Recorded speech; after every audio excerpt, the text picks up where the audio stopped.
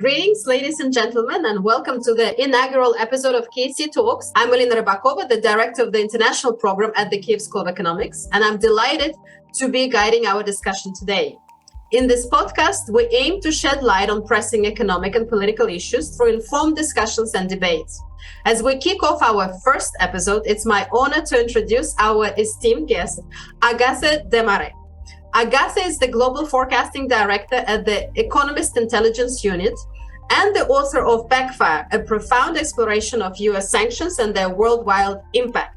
I'm not going to read all the reviews on the book, but as the Wall Street Journal put it, Backfire is a balanced, fast-paced, and often surprising account. It's not something as you would expect from a review of the sanctions book, fast-paced, often surprising account of the growing influence that sanctions have had on businesses, economies, and people around the world over recent decades. So today we will delve into the realities of sanctions on Russia, explore the potential for data manipulation and violations, and discuss the importance of maintaining pressure on the Kremlin. So without further ado, let's dive straight into our conversation. Welcome, Agathe. Thank you for joining us on KSE Talks. Thank you so much for having me today. And as we were saying before the podcast started, I'm delighted to be here. So thank you so much for this invitation. Thank you. And I also want to remind to those actually who did dial in for the current live stream, they should be able to ask questions. But of course, those who cannot dial in, they'll be able to listen to it on various podcasting platforms later on. So maybe let me start with the question I get often asked, and I would love to hear Agathe's response. So how is the Russian economy really doing in your view? Not great. It's absolutely not doing great. And I think that there is a lot of debate on this topic. I'm French. I think the debate is heavily politicized, for instance, in France. But when we take a look at the data, it's very clear that the Russian economy is not doing great. And it is also clear that sanctions are biting. I think that it's useful, before we answer this question, to take a look at the objectives of sanctions against Russia, because I think there is a lot of confusion around their objectives. It's not about regime change, because we know from history that sanctions never work when the goal would be regime change. It's also not about the collapse of the Russian economy. We're talking about the 9th largest economy in the world. It also wouldn't be in the interest of the US and other Western countries to have a collapse of such a big economy. And finally, it's not about changing Russia's calculus in Ukraine from one day to another. That wouldn't be realistic. I think the impact of sanctions and the goals of sanctions, well, it's threefold. And when we take a look at this, it's clear the Russian economy is not doing great. And it's clear also that sanctions are working. The first goal is about sending a message of diplomatic unity and resolve to both Ukraine, of course, but also to Russia. I don't think that Putin expected, for instance, that half of the reserves of the Russian central bank would be blocked by Western countries. So I think that from that perspective, it's working. The second objective is about making it more difficult for Russia to wage war against Ukraine. And from that perspective, it's clear that it's working. The Russian economy registered a recession last year. I'm sure we will discuss this again, Elina. Are Russian statistics reliable? But let's just keep it to a recession, and it will probably contract again this year. And so what that means is that it is increasingly difficult for the Kremlin to finance the war. It is very difficult with resources being constrained, while at the same time maintaining social stability in Russia. All of this costs money, and there will be no easy way out for the Kremlin, because gradually sanctions will really take their toll and bite increasingly on the Russian economy. And finally, there's a third objective, and I think that's what really worries the Kremlin. It's about a slow asphyxiation of the Russian energy sector. I will explain what I mean here. A number of Russian energy fields are currently coming to maturity. Energy is super important for the Russian economy. It's about 1/3 of Russia's GDP, half of fiscal resources, maybe 60% of exports. That's data before the invasion. And what's happening is that these resources, well, they're coming to maturity. That is to say, the reserves are being depleted. So Russia will need to build new oil and gas fields. But to do so, it needs technology that is mostly American and this technology isn't going to be coming to Russia. So in the long run, we're looking at a slow asphyxiation of the Russian energy sector. And the latest data from the International Energy Agency confirmed just that. At the moment, 30% of globally traded oil and gas comes from Russia, but this share will fall to 15% by 2030, which is pretty much tomorrow. And so it's very hard to see what the Russian economy will rely on once the energy sector has suffered from this slow asphyxiation. So in a nutshell, the Russian economy is not doing great. And I don't think that we should believe Russian disinformation claiming everything is going very well. Thank you so much. And I really love your summary of the objectives. I think people often get confused about the objectives of sanctions, and that creates unrealistic expectations. But of course, you already mentioned the data quality. I cannot avoid asking the question, should we even bother looking at statistics? What statistics has been closed? Maybe some examples. And also, how can we analyze Russian economy in this new reality?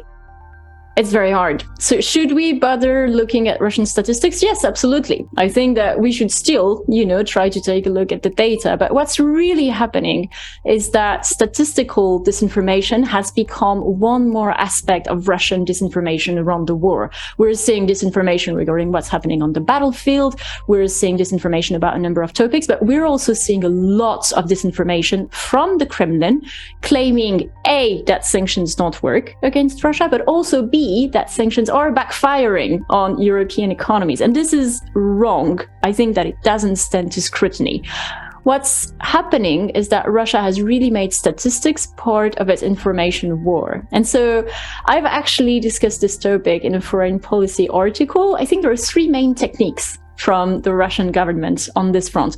The first technique is about classifying entire data sets. Trade data these days, very hard, actually. Well, I think they have been unclassified recently, a tiny little bit, but for a long while, we didn't have access to anything. So it was very hard to have any idea about what was going on the trade front, which is obviously very important because it's the resources of the Russian state. So if you don't like the data, you just hide them, you don't publish them anymore. That's a very simple tool. The second thing is delaying the publication of statistics that don't look too rosy. Actually, there had been some mystery about the 2022 Russian recession data. It was postponed by several weeks. We didn't know what was really going on. We've seen this happening, statistic being delayed and sometimes being published in the dead of the night. So that's another trick. And finally, the statistics are often revised, which is another trick, and that maybe gets a bit technical, but when you're an economist, you're taking a look at the evolution. And so you need to calculate growth rates. But if the base constantly changes, it's impossible to do that. And increasingly, it will be very difficult to have an idea about what's really going on in the Russian economy. There's also one more thing that I wanted to say. Even beyond all of these problems, it's not clear whether GDP means anything in Russia these days.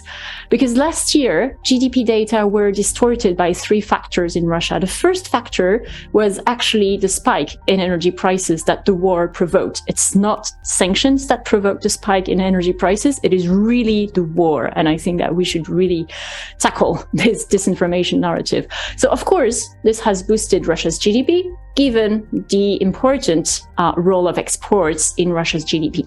The second thing is that the Russian economy is artificially boosted by the war economy. When you build missiles, it boosts your GDP data, but it doesn't really translate into higher living standards for the Russian population. And finally, there is a third thing. When you calculate GDP, you actually subtract imports. The higher the imports, the smaller the GDP.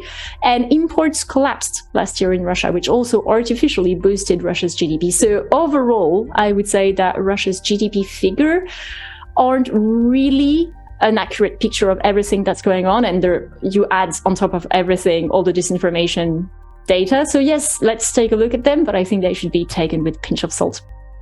Thank you so much. And I also want to flag that the Kyiv School of Economics publishes a monthly chart book on Russian statistics. We also don't ignore, we try to find the truth somewhere in there. And thank you, Agathe, for sharing that publication as well. And then will be in the next publication coming up, hopefully this week, as we get more final data from Russia. But I also want to ask Agathe, can you share your tricks of trade, what are, you explained all the issues with GDP and hidden statistics by Russia and revisions. So what are the indicators that you would like to be focused, all of us to focus in the coming months that might be more revealing than GDP or other statistics that's hidden? Yeah, I agree. GDP, maybe not so much. I think that some data are still very useful to take a look at what's really going on in the Russian economy. And the statistical handbook that you're publishing is amazing. I would really encourage everyone to take a look at it. It's amazing data. I think that when you take a look at data for retail sales, for instance, well, it's very clear that the Russian economy isn't doing great. And what that really shows is that Russian households are not consuming as much as they used to. High inflation is, of course, a problem, but also bad sentiment about everything that's going on. So that's useful data, I would say. And data on retail sales have been consistently bad in Russia. Then another indicator that I really like is indicator about the situation of the automotive sector, because usually car production is a good bellwether of what's happening in an economy. And we are seeing that Russia's car production has dropped off a cliff by about 60 or 70% even last year, year on year. So that's really huge, a very huge drop. And again, what this shows is lack of confidence from Russian households, but also lack of access to spare parts and high technology from Western countries. Because last year, sanctions mostly restricted Russia's imports. Restrictions on Russia's exports came later, from late 2022, early 2023. So last year, the situation was really mostly about restricting imports, and we saw that very much in the automotive sector. Russian cars these days are pretty basic. It's back to the Lada, I would say. And we're seeing this also in the airplane sector. Same story, lack of access to spare parts. So you can have these data points, these are usually monthly data that I find, more useful. But again, everything should be taken with a pinch of salt. And I'm very skeptical about, for instance, GDP data. We're saying that, for instance, there are discrepancies. Some studies have shown that if you build an index of Russia's trade, the data seem to be a bit different from Russian official data. Not completely different, but still a bit different. So I would say big aggregate data should definitely be taken with a pinch of salt. Thank you so much. And we are getting some first questions, but before that, I also wanted to ask you about the fiscal situation. So we've had this beginning of the year, which has showed devastating reduction in revenues, at the same time pickup of spending, and they said maybe it's military spending, but also spending continued to increase in April again.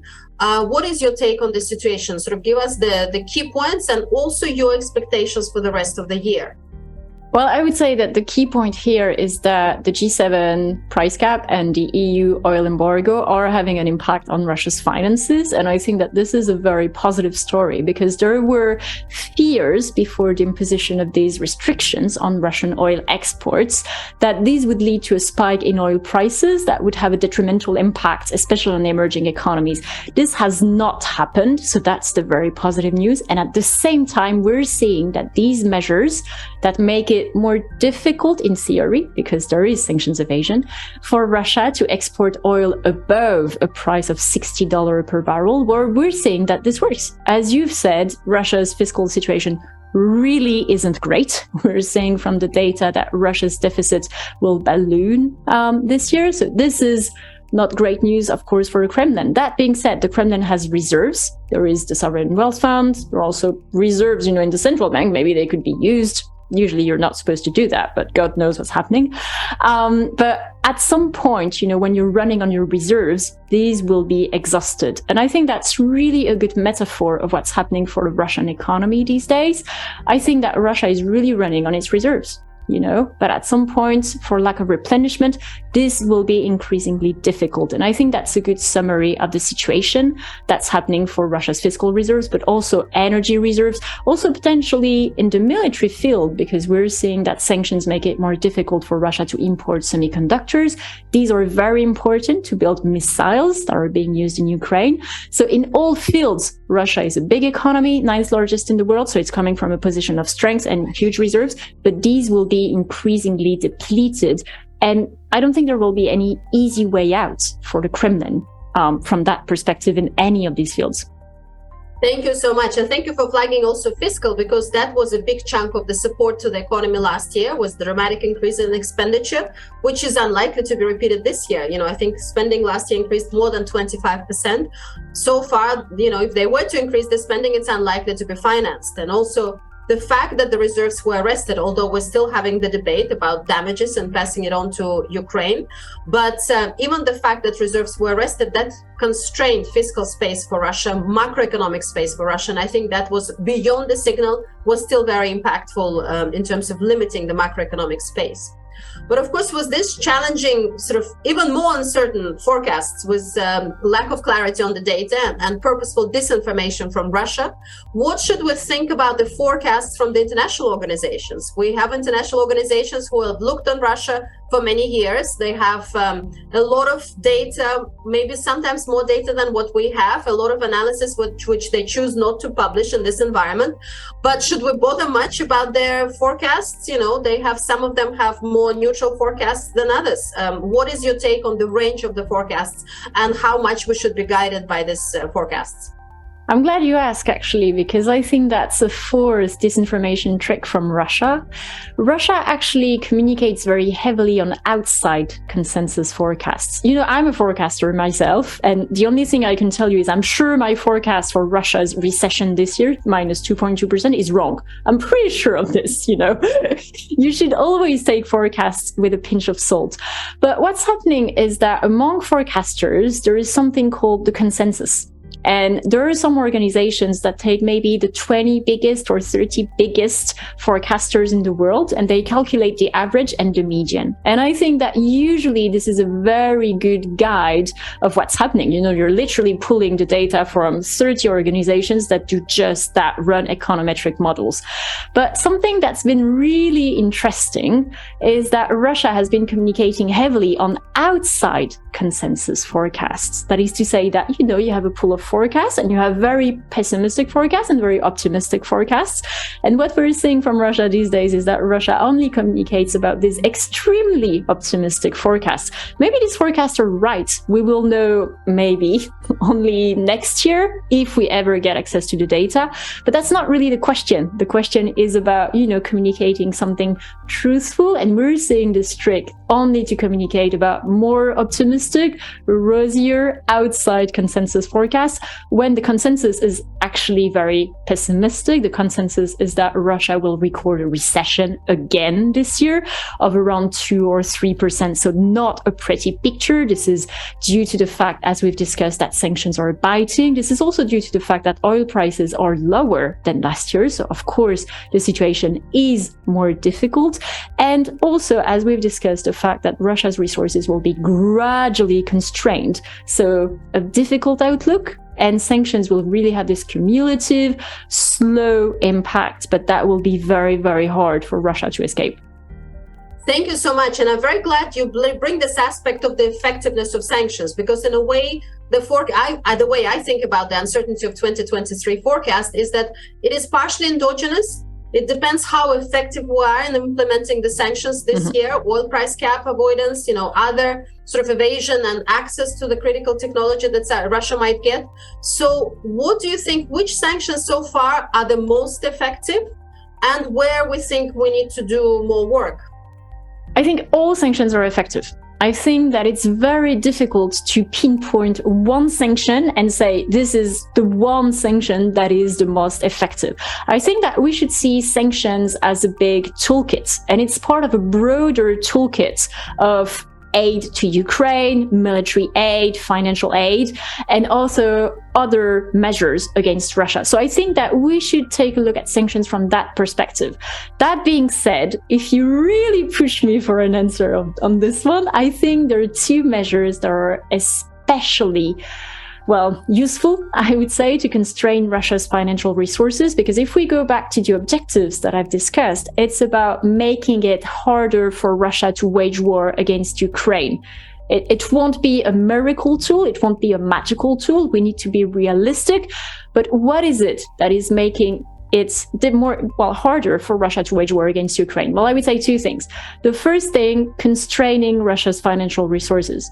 waging war is very costly. So anything that restricts Russia's financial resources is an effective sanction. And from that perspective, I would say that the G7 EU oil price cap is effective. Actually, you just published, Elina, an excellent study showing exactly this, and I would encourage everyone to take a look at it. So that's a measure that is effective, especially, as we've said, given it didn't lead to a spike in oil prices globally. So no ripple effects, contrary to Russian disinformation claiming that sanctions were fueling food insecurity or energy insecurity or every problem under the sun.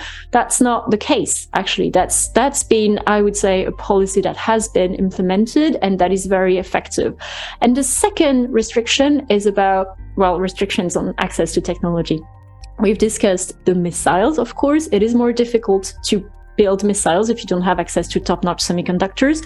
And it will be more difficult for Russia to develop oil and gas fields, especially in the Arctic, if it doesn't have access to this top-notch technology.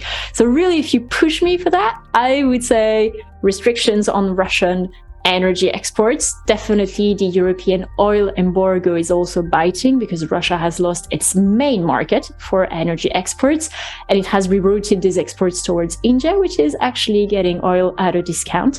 And second thing, all restrictions on the technological sector. But again, sanctions, I think, are part of a broader package, and everything is cumulative and gradual, and everything has an impact. Thank you so much. And I want to spend now a little bit time on sanctions evasion, avoidance, pure breaking of sanctions obligations.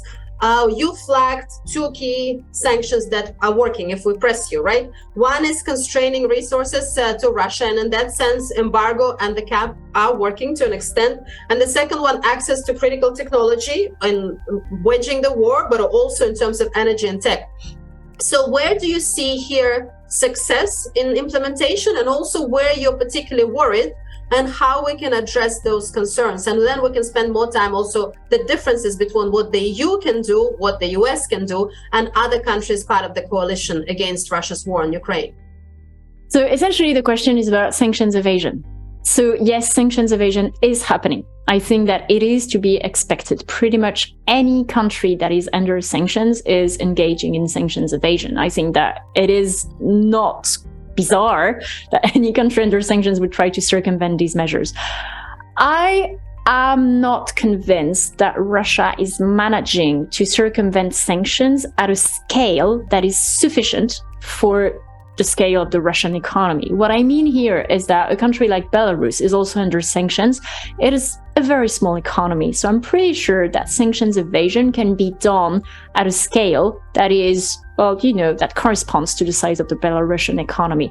I am much more skeptical that Russia is managing to access all the semiconductors that it would like to import, for instance. And actually, when we take a look at the data, the big question was China, but China doesn't seem to be lending a helping hand to Russia. When we take a look at the data, of course, this should be taken with a pinch of salt. These are Chinese customs data, and I've written an article for Foreign Affairs on this. We're seeing that Chinese companies only increased their exports to Russia by 12.8% last year. This sounds solid, but there are two big caveats. A, it's in line with the rise in Chinese exports towards other Chinese trade partners. And B, these are coming from very low values. Actually, Russia is a negligible destination for Chinese exports. So I think that we should be careful here when we take a look at sanctions evasion. It doesn't mean it's not happening there. We're seeing a number of countries, such as Turkey, for instance, that don't have a single semiconductor factory, having become big export hubs of semiconductors to Russia. I think that this begs for some, look at what's really happening.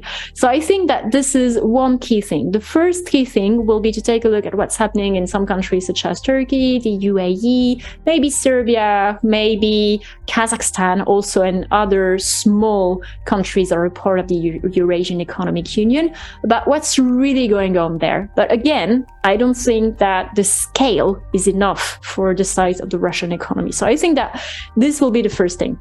And then actually, because I've read your excellent paper, Elina, I know that a number of companies are managing to circumvent the EU G7 oil price cap for exports of Russian oil from Pacific ports, especially Kozmino.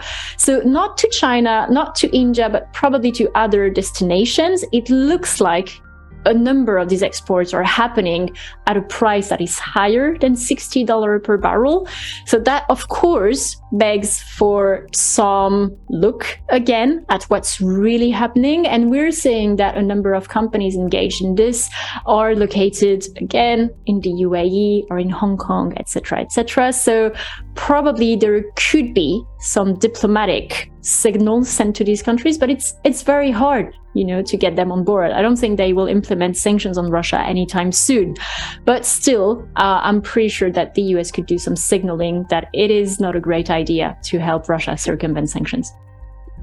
Thank you. And I really also enjoyed reading your foreign affairs article, foreign policy article on China, because I think it brings an important point where maybe the Chinese companies themselves are not shipping that much. But what we see from the statistics, including what Kyiv School of Economics has been collecting from different sources, is that there is also an on-shipment going where either via China or other diverse group of countries, including dual use and sensitive materials. So we definitely need to do more. So with that in mind, what do you think can the EU do? We have O'Sullivan, O'Brien, we have also UK's counterpart. I think also, I forgot the name for a second, sorry. I'm sure you'll bring it up. So you have this gentlemen going to the countries, meeting them, flagging the importance of aligning countries with the policy on Ukraine. But at the same time, should we go as far as secondary sanctions? We know for the EU it's a very sensitive topic. At the same time, we have seen Chinese companies being added to the SDN lists in the US already, which is sort of a secondary sanction. So where, should we do that? What is your take on the secondary sanctions?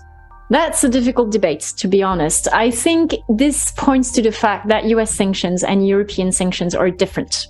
US sanctions can have what you called a secondary component. So what does that mean? Well, it means that when the US imposes secondary sanctions, and I should highlight here, this is not the case yet against Russia, except for the military sector, then all companies around the world, American companies and foreign companies, have to make a choice between the sanctioned market, so in that case Russia, and the American market. So of course that's not really a choice. When you're a multinational, you can't really lose access to the American market. That's the US take on sanctions. The European take on sanctions is that the EU doesn't really like US secondary sanctions. Actually, it has resented US secondary sanctions for a long time because US secondary sanctions against Iran, notably, have had an impact on European companies. So you have this debate between both sides of the Atlantic. We're seeing actually some steps from the EU moving towards some sorts of secondary sanctions against Russia, because the EU has made it very clear that Chinese companies engaging in sanctions evasion could be targeted by European measures. I think that's a positive step, but I think it will take a lot of time because it is a completely different conception of sanctions philosophically. If you ask me about the priorities to tackle sanctions evasion and more generally about the priorities for sanctions implementation this year and maybe next year, I would say there are two big priorities, and they won't come as a surprise to you because we've discussed this. The first one will be, of course, implementation. Implementation. I think that we have moved from big announcements. I think the European Union is at its 11th sanctions package towards implementation. I think it will be about two things. The first thing will be within the EU about harmonizing the implementation of sanctions. What do I mean? Well, I mean here that sanctions in the European Union are adopted at the European level, but implemented at the member state level. And that means that some European member states can have different interpretations of sanctions law. And of course, this creates loopholes. It's not that some member states don't want to implement sanctions. It's that, you have a legal document, you can interpret it in different ways. So that's the first thing. But actually, overall, I would say that EU unity on sanctions has been pretty good, despite Hungary's statements, for instance. I think when we take a look at the broader picture, it's been pretty impressive, but still harmonizing the implementation of sanctions across EU member states. The second thing will be what we've discussed. It's about getting the UAE, Turkey, Serbia, Kazakhstan, this list of countries, not on board, but still less engaging and some sanctions evasion, because we know that this is happening. This will be extremely difficult, I think, if we're completely honest, because a number of countries try to remain neutral, which is effectively backing Russia, from my perspective, to try to reap economic benefits from engaging with both sides. So I think that we should be realistic here. This will be very difficult. And then the second thing that I think will be a priority, we've alluded to it, will be tackling Russian disinformation, linking sanctions to a number of supposed problems, for instance, saying that sanctions have created a spike in energy prices. Well, not really, The European Union has still not imposed sanctions on the import of Russian gas, and the European embargo on Russian oil only came into effect in late 2022. The spike in global energy prices is due to the invasion of Ukraine. It's not the other way around. But I think that Russia is trying to communicate this disinformation narrative and trying to build resentment against sanctions, especially in emerging states. We're seeing this work very well in some African countries, for instance. I think this is very dangerous. From my personal point of view, this is extremely dangerous because Russia is trying to really fuel this resentment against former colonial powers. So it has a very fertile ground here. But it will be also very difficult to tackle just because Western democracies are democracies. So they don't do propaganda campaigns to explain why sanctions are not fueling food insecurity or energy insecurity. On the food question, it's not actually sanctions that are fueling food insecurity. It is Russia's blockade of Ukrainian ports and blackmail about the grains deal. But, Russia is trying to fuel this disinformation narrative, and I think this is very dangerous, and it will be another challenge for Western democracies to tackle it, but it will also be very difficult. So 2 challenges: tackling Russian disinformation and implementation of sanctions. Thank you so much. And that brings us also naturally to the next question. So what you sort of already started talking about, how we can convince more countries to join sanctions coalition. What can be done differently from the perspective, of course, of countries who have already imposed sanctions, but also from the perspective of Ukraine? What more can we do? How we can do something differently in terms of explaining to these countries what is in their interest and also in the global interest? And finding out, asking them also that question. Well, it's about taking a stance. But I think that sadly, a number of countries are refusing to take a stance against Russia's aggression. I think that it is useful here. And actually, we've published a map at the Economist Intelligence Unit showing just this, and it has been misunderstood.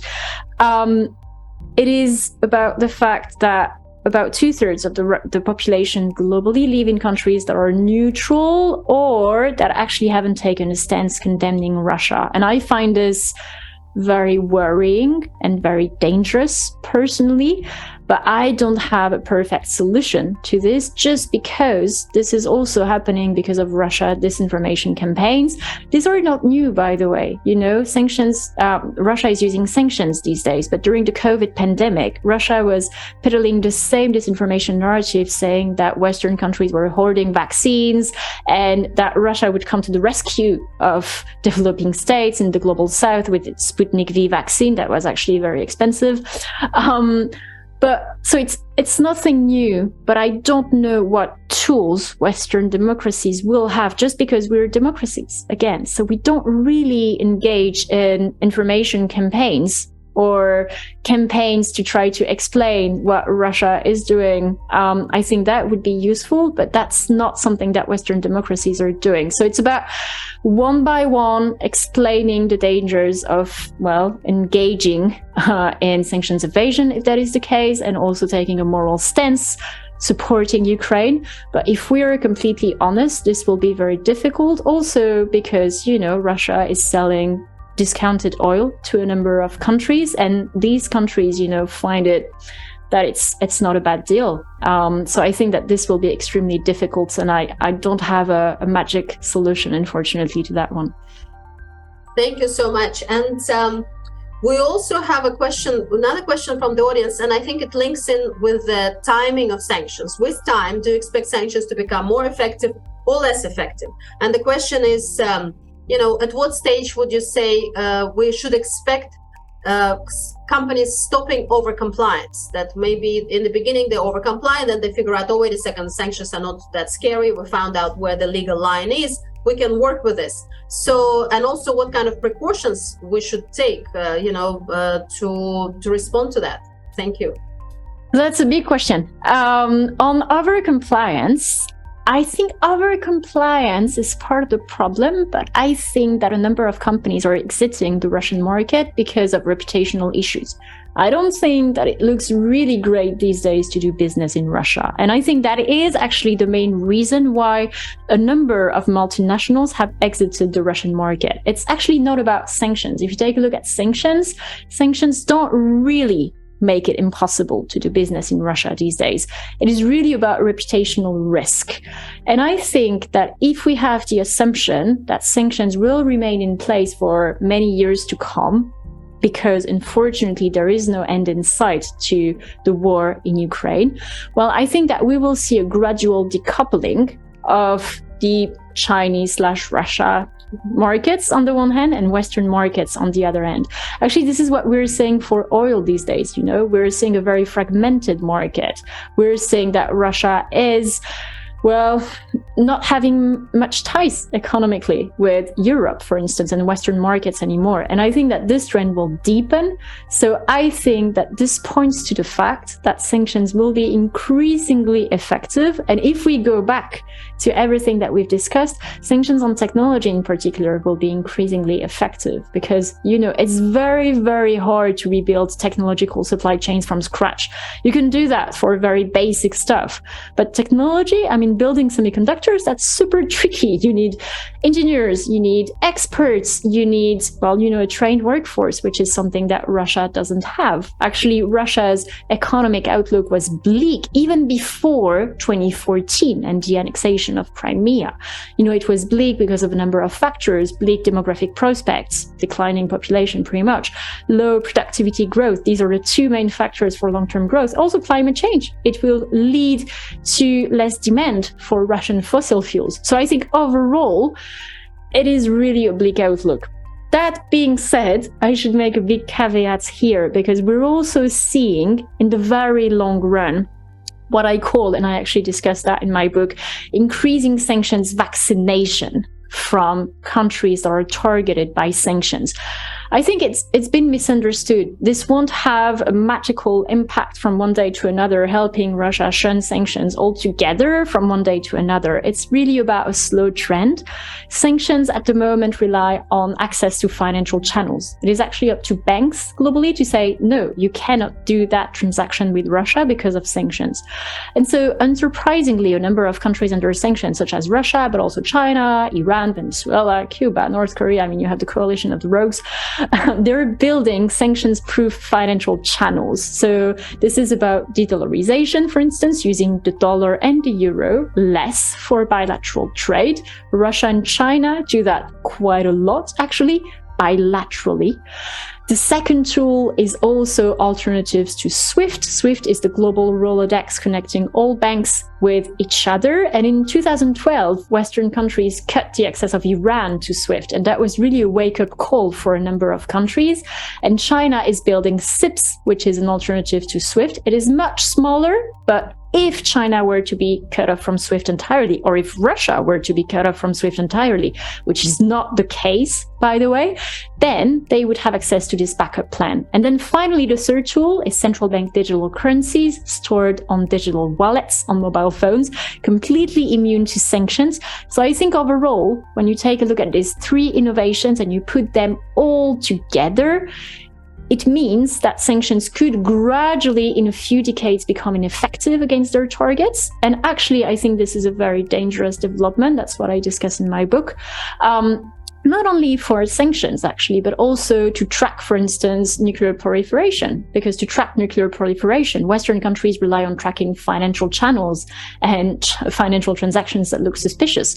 But if nuclear proliferators or terror groups have access to alternative financial channels, Western-proof financial channels, then it will be harder to track their activities. And I think this will make the world much less of a safe place.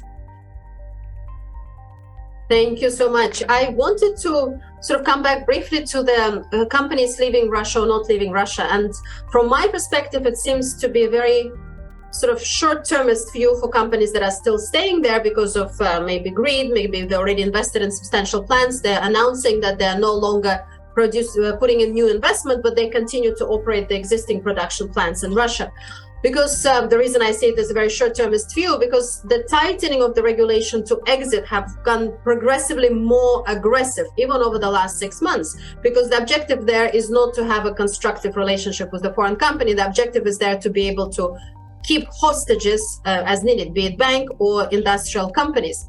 But what can we do to incentivize the companies to leave in a democratic way? We are not a state-controlled sort of autocracy which can just order their companies to stop doing business. But how can we incentivize banks which continue to finance Russia and in a way undermine this whole toolbox of support to Ukraine, military, financial, economic statecraft, but then we have our companies actually supporting Russia on the other side and making money from it? What would be the sort of the channels that we can use to incentivize them to leave? This is a very difficult question. I think that if you ask me whether fines are the solution, I'm not entirely sure that this would be the solution to impose fines on companies that are still doing business with Russia. I think there are two solutions. For me, the first one is about tightening sanctions to make it even more difficult to do business with Russia and to simply make it unprofitable to do business with Russia, because I think at the end of the day, what really matters for companies is the bottom line. So if doing business with Russia becomes so difficult that it is more expensive, I think that, this will be a first step towards convincing a number of companies to exit the Russian market. And then the second thing is about the reputational risk. I think that a number of companies are still operating in Russia, maybe under the radar. I think that this reputational question is a big one.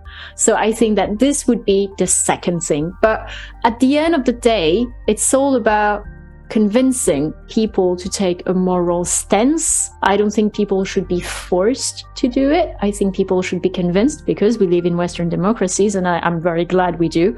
But it is very difficult and much, much more difficult than just to impose, restrictions.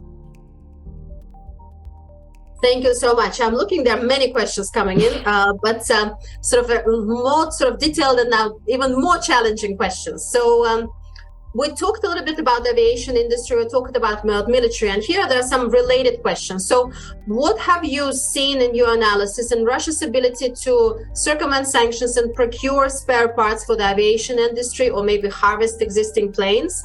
And a related question on the military production. It appears that Russia has increased military production. We know that in any country, the more sophisticated military or more critical military tends to rely more on the domestic components. But what can we do in case of Russia? So these are the questions about export controls, prevention of access to critical components by Russia. So I think on the aviation question, it is very clear that the Russian aerospace sector is really not doing great. I think that we're seeing a number of things with Russia essentially taking spare parts from one plane to use them in another plane, because it is really struggling to source components. Because, when you take a look at things, the two big airplane manufacturers or Western manufacturers, the two biggest ones in the world, Airbus and Boeing. So I don't think that Russia has any magical fix. We've seen reports that Russia is harvesting semiconductors from fridges, for instance, or from a number of electronic appliances.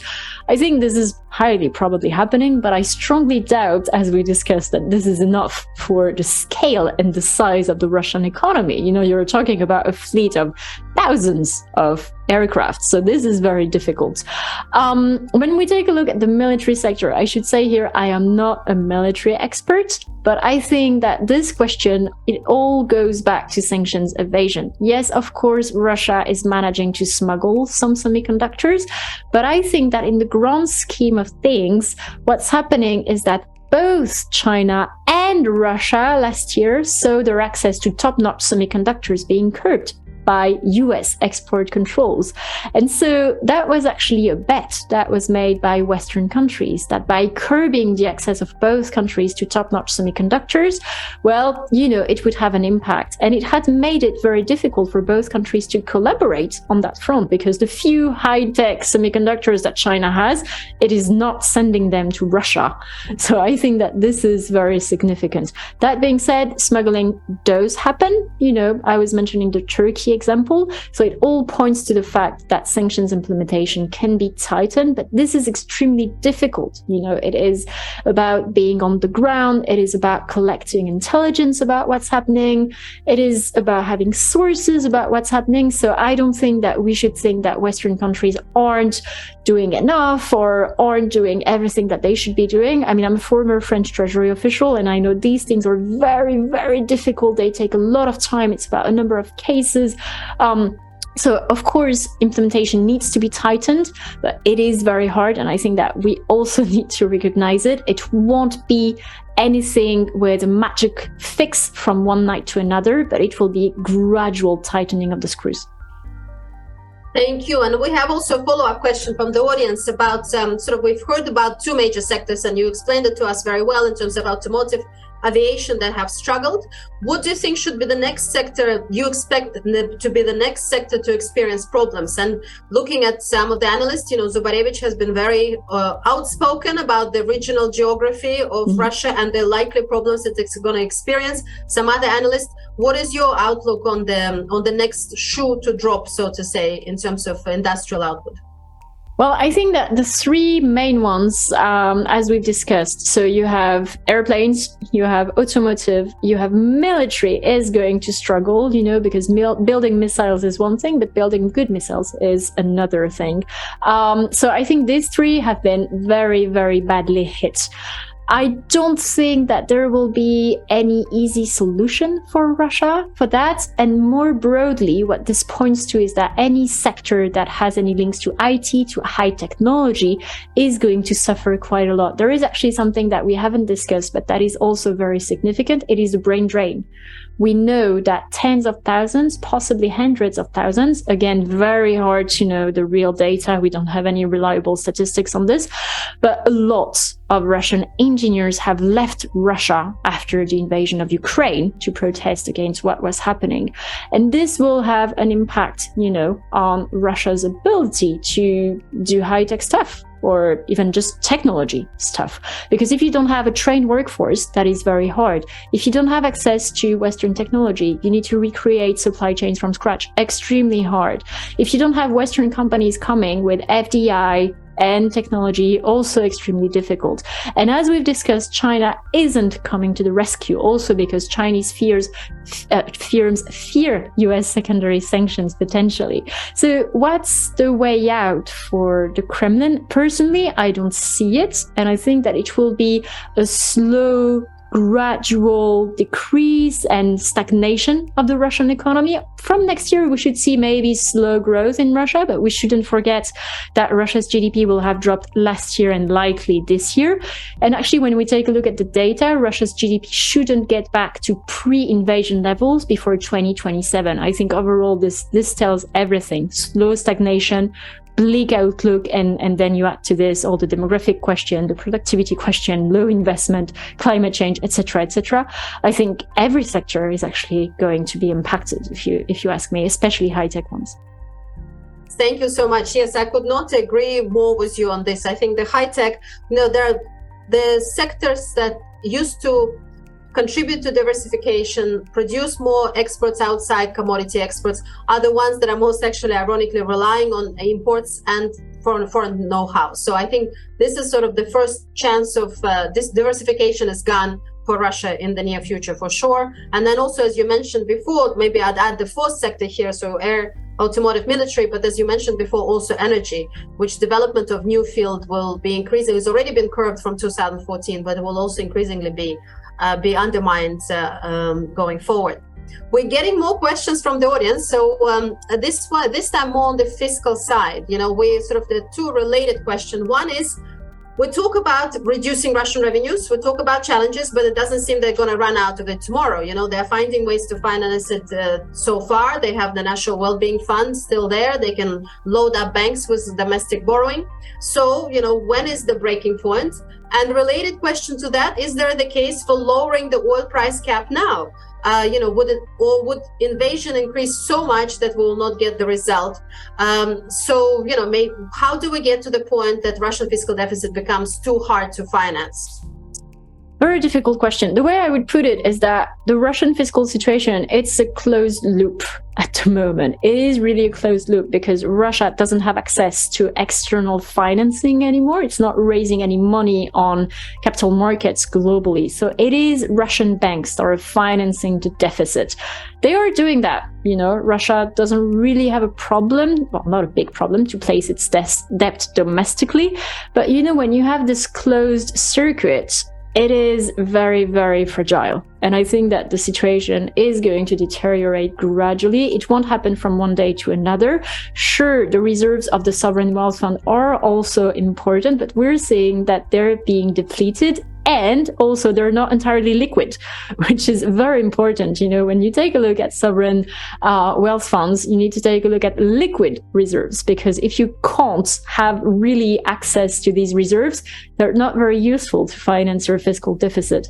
But here, it's hard to have access to data. But I don't really have a precise answer. I think anyone telling you they have a precise answer of this is the day when Russia is going to run out of cash, they're probably lying.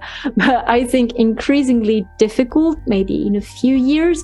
It won't be a collapse. It will be about making choices, financing the war, preserving social stability, helping banks, financing public services, schools, hospitals, etc., etc., etc. It's about really forcing the Kremlin to make choices. So very, very hard, not a collapse thing, I would say. On the oil price cap, I think there is a case for lowering the price of the oil price cap, but my priority would be, and we're always getting back to this, and I'm so sorry, about implementation. As your great study, Elina, has shown recently, we're seeing that a number of companies are managing to help Russia export oil from Pacific ports above the price cap. And it looks like there is involvement from Western firms.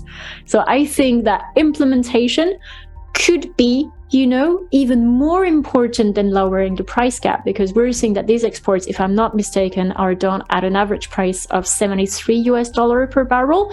This is $13 above the oil price cap. So even if you lower the oil price cap, I'm not sure it will have such a big, meaningful impact. I think it's more about implementation again. Thank you so much. And indeed, the implementation and also who captures the rents from, we see the discount because of transportation and insurance costs to India, but is it Russian companies that are providing the service and maybe capturing this money as well? So we have, let me just check, we have more questions coming, but I don't want to miss one. I want to ask you myself in the meantime a question on, you talked about medium-term outlook for Russia, which was already bleak because the country has been being robbed blind already before. This corruption has spilled over into a war, first war and now second war in Ukraine. But where do you see sort of Russia in 5-10 years from now if it continues on this trajectory? What will be the relationship with China? We talked about global fragmentation. We talk about the friendshoring here in the US. So what is your expectation for Russia, sort of a more longer term, 5 to 10 years, and relationship with China? So I was calculating in my head, so that's 2033. Where will Russia be in 2033? So I think that there are a number of things to say here. I don't see sanctions going away anytime soon. So I think that Russia will still be under sanctions. So that points to decoupling of Russian supply chains with Western supply chains. This has happened already. in 2022, and this has happened very fast. We're seeing actually in Europe the push to have more LNG terminals. We're seeing a push in Europe towards renewables. We're seeing, some adaptation in the world, and in Europe in particular, to a world without Russian gas. Of course, this will be painful for some countries that used to rely heavily on Russian gas, such as Germany. Germany's industrial model was built on Russian gas, but we're seeing this adaptation come very fast. And I would bet that Russia will never again be a major supplier of hydrocarbons to the European market. I'm not even sure it will ever again be a supplier of hydrocarbons to the European market. So that's from the Western perspective, decoupling. Then the big question is China. My analysis here is that Russia is China's vassal. Actually, Emmanuel Macron has said this in an interview a few days ago, and this has made the Kremlin extremely angry. There's been denials from Peskov, which shows, that Macron has hit a nerve. And I think this is absolutely true when we take a look at the data. The relationship between Russia and China is heavily unbalanced. And we're seeing this exactly, we're seeing this with Chinese companies not going to the Russian market, not building ties to a market that, by the way, isn't exactly attractive. Russia is in a recession. It is not going to record growth this year. Intellectual property rights aren't respected. We're seeing Russia do hostage diplomacy with Western companies. I think the Chinese leadership will be extremely careful here with Russia. And I think that in terms of Russia being a supplier of hydrocarbons, it has shown it is not reliable. And this is also one of the reasons why China isn't probably going to increase imports of Russian energy much more than it has done already. So Russia will be the vassal, I would say, of China, and I don't see any end to this situation anytime soon, because if we take a look at the broader picture, even pre-2014 and pre-sanctions, the first sanctions were imposed in 2014, again, the picture of the Russian economy wasn't great because of a number of factors. So I would say overall, this points to stagnation of the Russian economy, lost opportunities, of course, for the Russian economy, but stagnation, not collapse. I don't think that we should think this can even happen, but slow stagnation, declining living standards, missed opportunities. So not really a great picture. And of course, climate change is going to accelerate this trend, because if you have lower demand for Russian hydrocarbons, it is very hard to see what economic model can be the Russian model.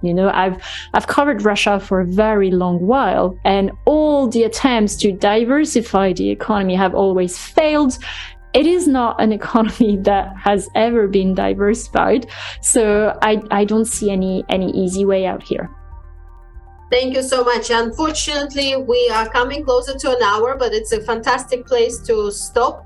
We talked about sanctions implementation enforcement. We talked about very important point of Russian statistics and disinformation, and how Russia uses that to sort of explain away hikes in commodity prices and the suffering, especially in the countries and emerging markets, by sanctions versus the reality of explaining it by the war attacking Ukraine. Thank you so much, Agathe, for this enlightening discussion, and I could continue for many more hours learning from you. I've been taking notes here. And also thank you to our audience for tuning in to the inaugural episode of KSE Talks. There will be many more to come. Today's conversation has provided you with some fresh perspectives on the sanctions against Russia. We tried to take as many questions as we could. I saw that there are still questions being left, so do reach out to us, including with your suggestions for next speakers. If you found this episode informative and are interested in further deep dives into economic and political issues, do follow us on Twitter at KSE Institute for updates on future episodes. And we already have some plans for the guests and topics in store for you. Also remember that this episode will be available soon on various podcasting platforms for you to listen on your bike ride to work or drive to work at your convenience. And again, thank you everybody for joining us today. Until the next time, this is Elina Ribakova with Agathe Demarais signing off. Thank you, Agathe. Thank you so much for having me. It was a pleasure. And thank you everyone for listening today.